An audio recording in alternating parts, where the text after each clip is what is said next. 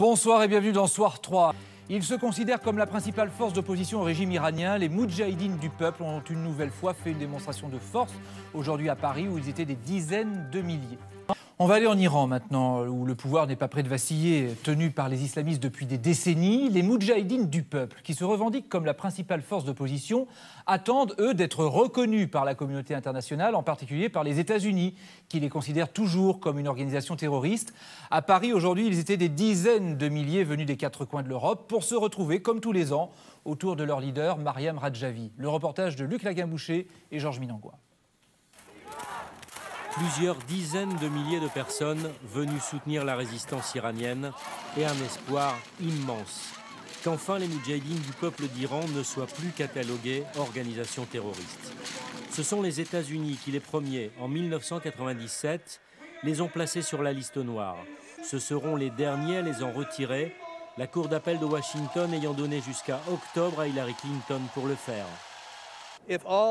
Si tous les pays européens, y compris la Grande-Bretagne et la France, disent que ce ne sont pas des terroristes, que les seuls à les considérer comme tels sont les États-Unis et l'Iran, drôle d'association, on doit faire comme le reste du monde et les retirer de la liste.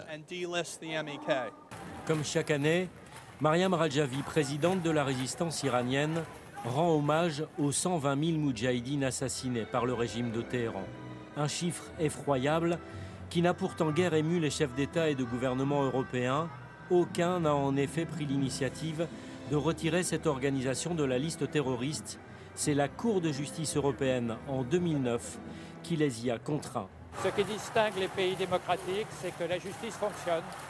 Alors quelques-uns qui critiquent parlent du gouvernement des juges, mais les citoyens devraient reconnaître que quand on a une bonne justice, on est dans un pays démocratique.